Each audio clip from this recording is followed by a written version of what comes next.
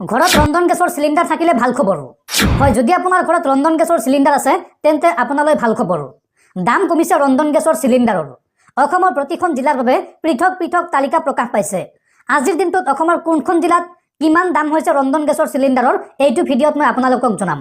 আপোনালোকে ভিডিঅ'টো শেষলৈকে চাই থাকক আৰু আপুনি এই দামতকৈ 1 টকা বেছিকৈ দি ৰন্ধন গেছৰ চিলিণ্ডাৰ ক্ৰয় কৰিব নালাগে। তো আপুনি অসমৰ কোনখন জিলাৰ পৰা ভিডিঅ'টো চাই আছে আপুনি কমেণ্টত জনাওক আৰু আপোনাৰ জিলাখনত আজিৰ দিনটোত ৰন্ধন গেছৰ চিলিণ্ডাৰৰ কিমান দাম সেই তথ্য আপোনাক মই জনাই আছো। আৰু আজিৰ এই ভিডিঅ'টো যিমান পাৰে আপুনি শ্বেয়াৰ কৰি দিয়ক যাতে আপোনাৰ এটা শ্বেয়াৰে আন 10জন মানুহে গম পায়। দৰ্শকসকল আপোনালোকে কথাখিনি অলপ ভালদৰে মন কৰিব। প্ৰকাশ পালে ৰন্ধন গেছৰ চিলিণ্ডাৰৰ নতুন দামৰ তালিকা। ৰাজ্যত হ্ৰাস পালে ৰন্ধন গেছৰ চিলিণ্ডাৰৰ দাম। চাওঁ আহক আজিৰ দিনটোত অসমৰ কোনখন জিলাত কিমান মূল্য হৈছে ৰন্ধন গেছৰ চিলিণ্ডাৰৰ। আৰু আপুনি কোনখন জিলাৰ পৰা ভিডিঅ'টো চাই আছে আপুনি কমেণ্টত জনাওক।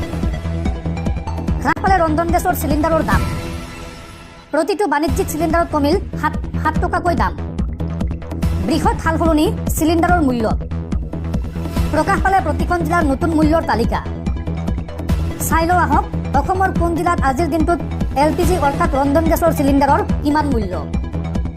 গজালিত 845 টকা, বাক্সাত 860 টকা, বৰপেটাত 845 টকা, বিশ্বনাথত 868 টকা, বঙাইগাঁৱত 837 টকা, কাছাৰত 937 টকা 50 পইচা, চৰাইদেউত 818 টকা, চিৰাঙত 837 টকা, দৰঙত 860 টকা, ধেমাজিত 868 টকা 50 পইচা, ধুবুৰীত 853 টকা 50 পইচা, ডিব্ৰুগড়ত 802 টকা, ডিমা হাছাত 961 টকা 50 পইচা, গোৱালপাৰাত 834 টকা 50 পইচা, গোলাঘাটত 890 টকা 50 পইচা, গুৱাহাটীত 852 টকা, হাইলাকান্দিত 948 টকা, হোজাইত 875 টকা, যোৰহাটত 818 টকা 50 পইচা, কামৰূপ মেট্ৰত 852 টকা, কাৰ্বি আংলঙত 825 টকা, শ্ৰীভূমি জিলাত 937 টকা 50 পইচা,